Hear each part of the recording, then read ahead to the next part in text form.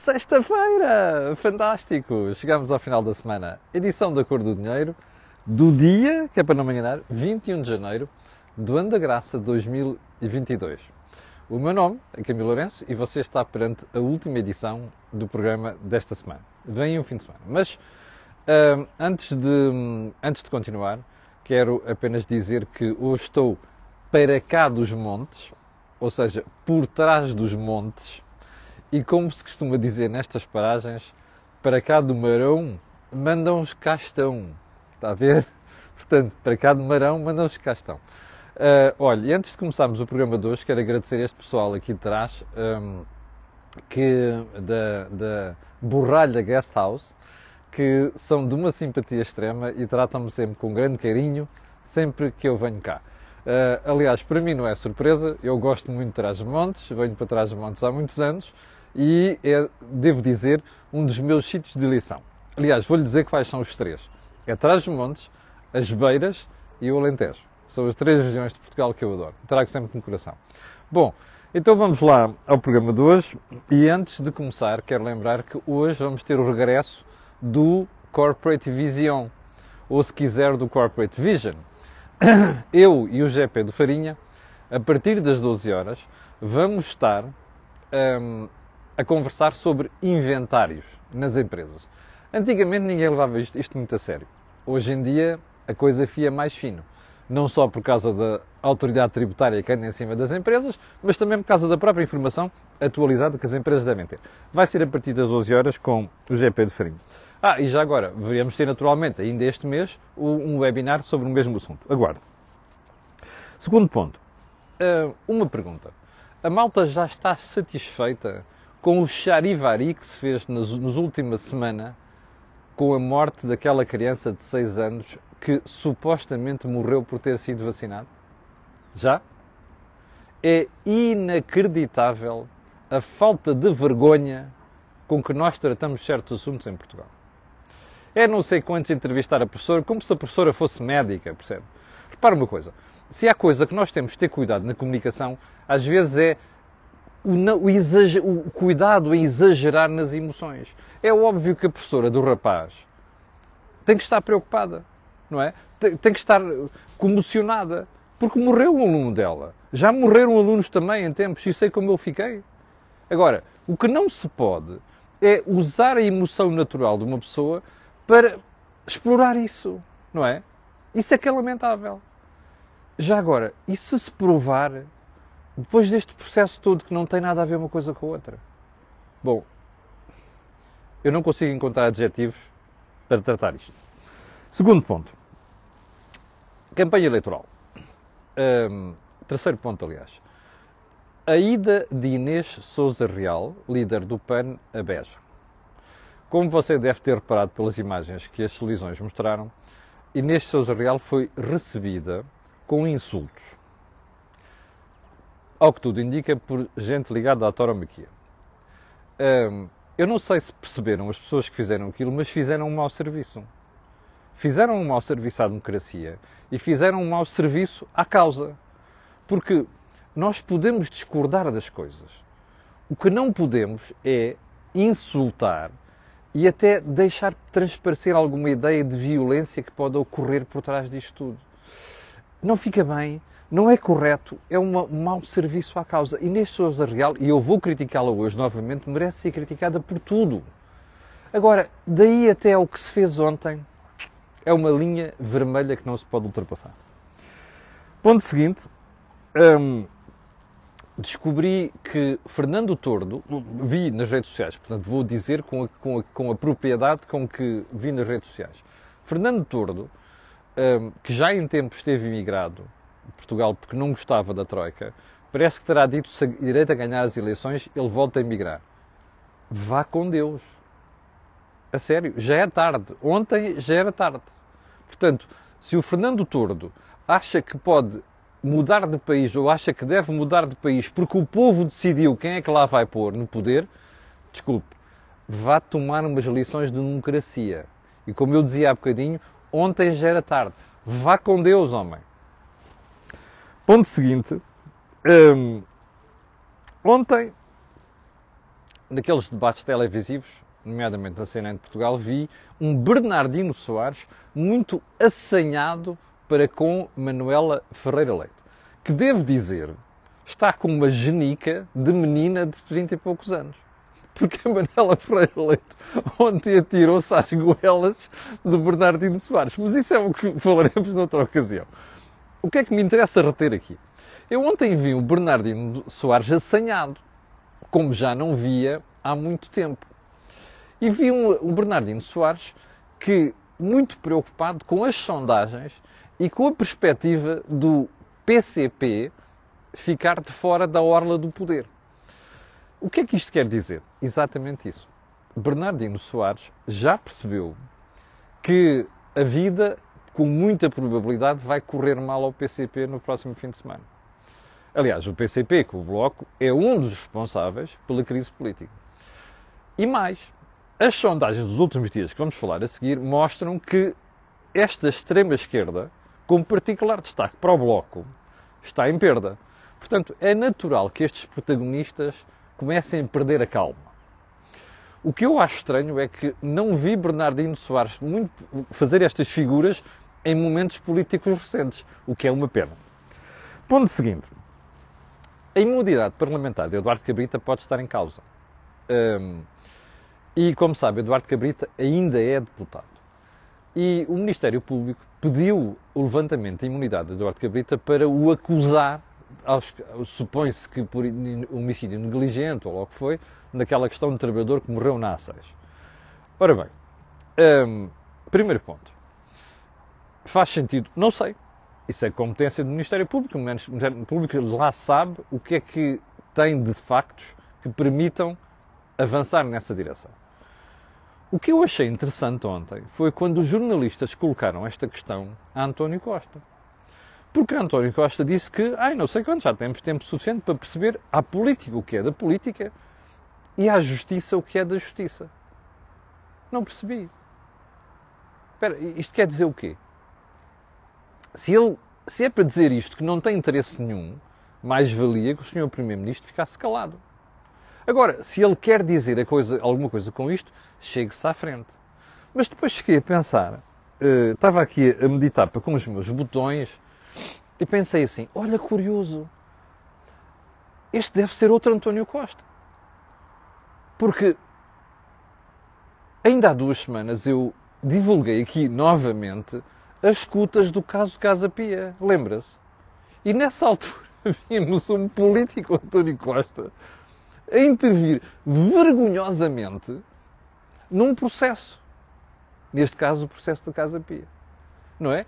Com chamadas para advogados, com chamadas para magistrados, com chamadas para stakeholders das áreas da justiça, muito preocupado com o caso de Casa Pia. E Paulo Pedroso pergunta, é este António Costa que ontem disse a política o que é da política e a justiça o que é da justiça? Que grande evolução! Sim, senhora. Bem, então vamos lá aos assuntos principais de hoje. Só mais um pormenor. Portugal, eu ontem estive a fazer uma investigação. Por causa da história das tributações. Como você sabe, o Bloco de Esquerda, o PCP e o PS adoram falar em impostos. Adoram falar em impostos. Então o Bloco é uma coisa, o Bloco é campeão de criação de impostos em Portugal e defesa da fiscalidade em Portugal. Eu ontem fui ver as tabelas dos países da OCDE, ok? Em matéria de tributação não é de pessoas singulares, é de empresas. E porquê é que digo isto? Porque eu sou favorável à ideia de baixar drasticamente o imposto sobre as empresas, o imposto sobre os lucros, o IRC e o resto. Como você sabe, uma série de alcavalas em cima, nomeadamente as derramas. A taxa de tributação de Portugal para as empresas é nominalmente de 31,5%. Ouviu bem? 31,5%, somada a derrama estadual. Sabe onde é que nós comparamos com outros países da OCDE? Estamos no top 3. Top 3. Ok? Pergunta. O que é que você acha que acontece com as empresas quando comparam Portugal com os outros 27 países ou 28 países da OCDE? Pergunta, fica no ar. Já agora, os partidos que passam o tempo a vomitar a necessidade tributária das empresas deviam pensar nisto. É que as empresas, sim, decidem decisões, aliás, tomam decisões de investimento também com base na fiscalidade. Bom, isto é para você estar preparado quando ouvir a demagogia vergonhosa, sobretudo da esquerda, em relação aos impostos e às empresas, nomeadamente às grandes empresas, que é a grande pecha deles. Então vamos lá aos assuntos principais. As últimas sondagens. Eu estava a olhar para o Público de hoje, que tem aqui uma belíssima forma de apresentar as sondagens, e nós temos, desculpe, ao contrário, eu peço desculpa por isto, mas PS 37%, PSD 33%, Chega, terceira força política, 6%, CDU em quarto, 5%, Bloco de Esquerda em quinto também com 5%, e depois Iniciativa Liberal também em quarto ou quinto, ou o que você quiser, 5%. E depois vem o CDS com 2%, o PAN com 2%, o LIVRE com 2% e os outros com 3%. O que é que se retira daqui? Primeiro, o PS está em perda. E isto é uma evolução que nós vimos sentindo durante esta semana. Porque foi perdendo progressivamente, depois de cheirar ali a maioria absoluta, foi perdendo progressivamente espaço. Notamos outra coisa também, uma ligeira subida do PSD. E já vamos a isto. Mas depois notamos outras coisas.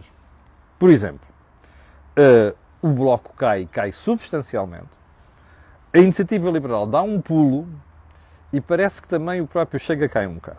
Bom, vamos chegar por aqui. Qual é o peso que isto tem? Qual é o significado que isto tem? Eu não atribuo muito. Como você sabe, as sondagens são o que são e até é possível que amanhã ou depois disto esteja tudo virado do avesso. E, portanto, acredito mesmo ao ver os resultados no dia 30. Aproveito para lembrar que nós no dia 30 vamos ter uma edição especial do dia D e também do Think Tank, ok? Vai começar às 9 da noite. Fica já avisado. Mas, repare, é possível que haja alguma tendência, de facto, de perda do Partido Socialista e de subida do PSD. Mas o que eu estou a registrar aqui com maior interesse são duas coisas. Em primeiro lugar, a queda do Bloco de Esquerda, que é uma das coisas que eu gostava mesmo de ver, sobretudo depois de conhecermos a irresponsabilidade com que o Bloco de Esquerda faz promessas em Portugal, mas também a subida da Iniciativa Liberal. É muito importante nós termos, e sobretudo, um partido que tenha assumido claramente a causa da defesa laboral, e algumas das ideias, como você sabe, eu tenho tratado aqui, aliás, são ideias que eu defendo há muito tempo também, a ver que a causa liberal está a ganhar espaço. Agora, daqui para a frente, a análise é um bocado diferente. E porquê é que é um bocado diferente? É que, não sei se você tem reparado, mas, e aliás, é o primeiro ponto aqui da conversa, é António Costa está preocupado com a forma como a campanha eleitoral está a evoluir. Porque nota-se em António Costa, por um lado não, nota-se alguma, percebe, um caniço. Hesitação, atira aqui, atira ali. Ontem, por exemplo, num debate das rádios, em que ele voltou a ser desagradável para um Cavaco Silva. Aliás, deve haver um problema, os psicólogos expliquem lá a atitude do Dr. António Costa em relação ao professor Cavaco Silva, que já não anda na política, nomeadamente política ativa, ou seja, de política executiva. Mas, às tantas, António Costa vira-se agressivo para o LIVRE, que até agora tinha tratado como pet, dá-me aqui umas festinhas e não sei o quê, e para o próprio PAN. Bom, soma isto, ainda esta semana, as críticas de Manuel Alegre à estratégia do Partido Socialista. Nomeadamente, aquele namoro descarado, assim de olhinhos, que eu reportei aqui, de António Costa a Inês Sousa Real. E Manuel Alegre está incomodado com isto, como eu estou. Como qualquer pessoa de bom senso em Portugal está face ao radicalismo e ao extremismo do PAN. E já vamos a isso daqui a bocadinho. Portanto, António Costa começa a ficar incomodado com isto. António Costa não sabe fazer campanha eleitoral, como está a provar aqui, eu já lhe disse isto várias vezes. António Costa não tem gente nenhum para debates, como também já lhe expliquei aqui. E é aqui onde é a área onde ele perde mais. E está-se a notar. Porque quanto mais tempo passa na campanha, mais erros se notam. Por exemplo, primeiro, a história do... Repare, como é que o eleitor que viu António Costa ser simpático com o LIVRE há poucos dias e com o PAN, agora entende a súbita agressividade contra o PAN e contra o LIVRE? Por uma razão muito simples. Ele sabe que está a perder votos. e quer puxar a polarização. Bom, vocês são de esquerda, povo de esquerda, votem em mim, esqueçam lá os pequeninos. Porquê? Porque sabe que estes podem tirar votos. Bom, mas isto é um comportamento errático. Há dias não era assim, passou a ser assim. Bem, repare. Primeiro era a conversa de não respondia se queria maioria absoluta. Agora já diz que quer maioria absoluta. Depois era quer o PAN. Agora aparece dar pontapés ao PAN. Depois era é um governo na Guterres. Agora só é governo se me derem o poder. Bom, tudo isto mostra um comportamento errático de António Costa que eu só atribuo uma coisa, preocupação pela forma como a campanha eleitoral está a correr e outra coisa muito importante, António Costa está cansado, está esgotado e, portanto, ele começa a denunciar na sua própria praxis diária na campanha o efeito destes problemas, nomeadamente deste cansaço. E este comportamento errático, em minha opinião, só pode conduzir a uma coisa, a perda do Partido Socialista. Até por outra razão. Não sei se tem reparado. Aliás, como ele sente está a perder terreno, ainda para baixo, não sei se tem reparado, mas o PST tem estado a fazer uma campanha muito boa. Não digo tanto o Rui Rio, porque aqui a questão não é o Rui Rio, eu já lá vou ele. É a forma profissional e até sofisticada como o PST está a fazer a campanha, que devo dizer-lhe, para mim é uma surpresa. Nota-se isto nas arruadas, nota-se isto nas ações de rua, a presença das pessoas, a mobilização das pessoas, o discurso, a alegria. Nota-se um respirar de ar fresco na campanha do PSD que não se nota do Partido Socialista. Mas eu acho que os partidos têm de ter juízo, porque, apesar da história da pandemia, a campanha eleitoral é conversar com as pessoas. Não é estar à distância, estar a falar na televisão, em debates eleitorais, não chega. É preciso o contacto com o povo. É preciso o contacto com as pessoas. António Costa é um tipo muito à vontade, mas há outra coisa muito importante. Por exemplo, Rui Rio, e ele está a provar isso na campanha eleitoral, e como você sabe, eu sou crítico do Rui Rio, portanto estou à vontade para dizer isto, a gente olha para a campanha do Rui Rio e percebe-se que está ali um tipo genuíno. Ou seja, ele é aquilo que as pessoas gostam, não é? Rui Rio é isso. António Costa, apesar daquele seu ar, não sei quantos bonacheirão e a rir aqui, vamos lá aqui, vamos lá ali, António Costa é artificial.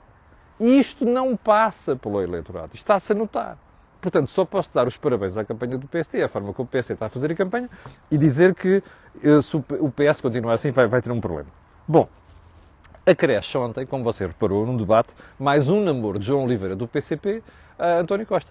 Mas era preciso que o PS dissesse o que é que quer fazer. António Costa dissesse o que quer fazer e ele não disse coisa nenhuma. Está a ver o problema de António Costa? Não se define. Eu sei que o Rui Rio também não abre a boca em relação a muita coisa, mas há uma coisa muito importante. Eu, como eleitor, não dou voto a ninguém se não me disser o que vai fazer, do ponto de vista de governação ou de alianças. Não dou esse voto. E, portanto, eu acho que António Costa está a cometer um erro ao deixar tudo em aberto. Porque não é nada, não é? Hoje é isto, amanhã é aquilo. Aliás, eu detesto Marias vai com as outras, percebe? Porquê? Porque, você reparou, é o quê?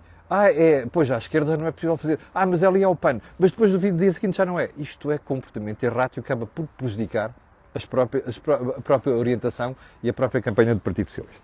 Bom, não sei se reparou também, ontem no debate da rádio, que eu escutei atentamente, António Costa voltou à conversa de mas espera aí, você não queria maioria absoluta, você agora quer maioria absoluta. Mas não sei que as pessoas estão preocupadas, porque há aqui um garante da maioria absoluta. Chama-se Marcelo Rebelo de Sousa. Bom, deixa-me lá perguntar uma coisa. É a segunda vez que António Costa diz isto, como argumentário para justificar que mudou de opinião. Pergunta, dê-me lá exemplos nos últimos 5 anos de que Marcelo tenha sido um fiscalizador intenso da atuação do governo. Bom, como eu escrevi no antigo Jornal de Negócios, eu só me lembro de um momento em que Marcelo se impôs ao governo. Foi quando obrigou à saída da Tancinha Urbano de Sousa, mais conhecida por Constança Urbano de Sousa. Lembra-se disso? Foi o único momento.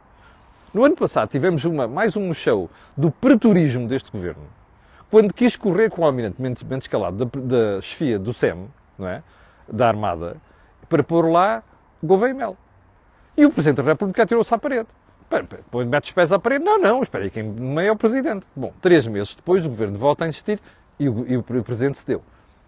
Pergunta, com este track record de cedências, Você acha que nós podemos estar seguros em relação àquilo que Marcelo pode fazer como fiscalizador do regime? Não. É a última coisa, é a pessoa em que eu vou confiar.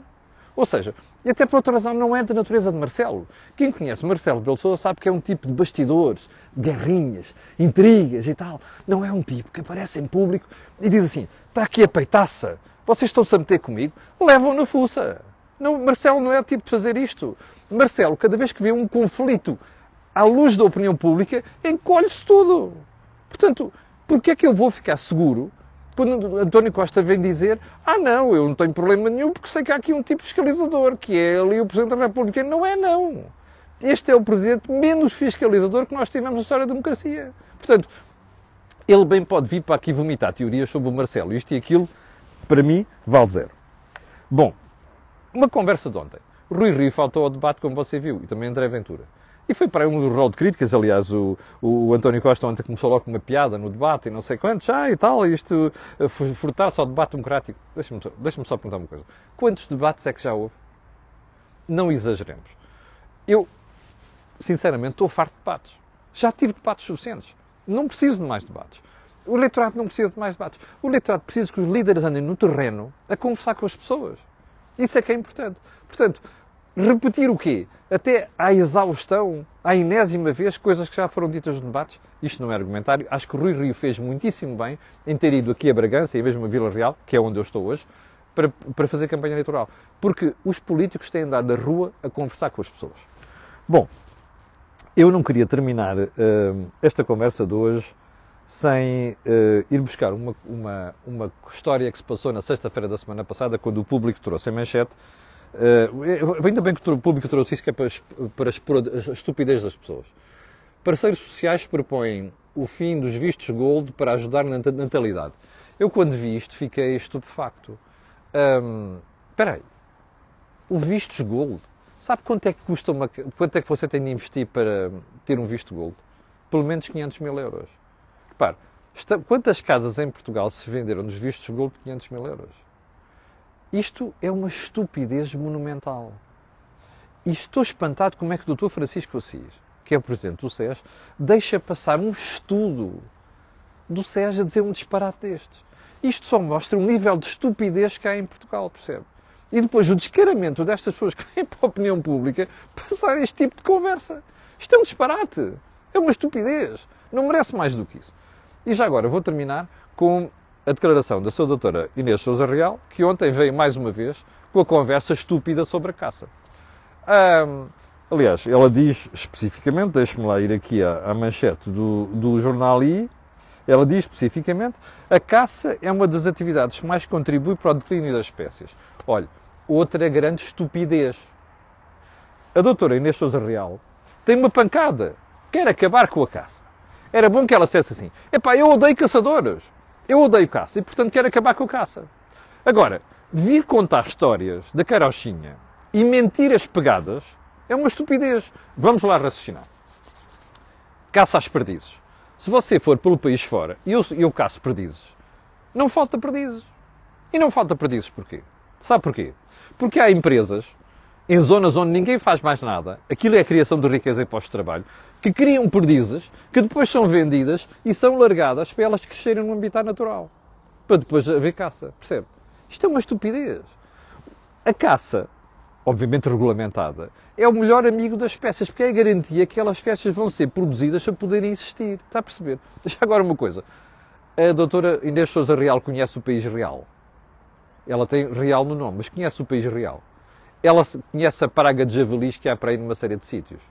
Isto é de pancada, está a ver? Isto são copinhos de leite que vivem nas cidades e não têm noção nenhuma do que é o país real. Esta gente não sabe que há zonas do país onde não há empregos e não há criação de riqueza, e a caça é das poucas atividades que ainda prende pessoas à terra. Isto é de copinhos de leite urbanos que não percebem nada da vida real. Aliás, aproveito para dizer ao Dr. António Costa, que espero que o recado lhe chegue, há muita gente no PS que odeia o PAN. Percebe? Há muita gente no PS que odeia estas pancadas do PAN. E, portanto, convinha que os partidos políticos, quando olhassem para estas coisas, em vez de acomodar, deixa lá o tontinho a dizer estas coisas, não. Isto é para ser denunciado. Isto é uma estupidez patrocinada pela doutora Inês Sousa Real. Bom, chegamos ao final do programa de hoje. Há bocadinho tínhamos 8.100 pessoas em direto. Eu quero agradecer a estas pessoas, quero pedir a estas pessoas e outras que vão ver aquilo que peço sempre, que é colocarem um gosto e fazerem partilha nas redes sociais. Também já percebeu porquê?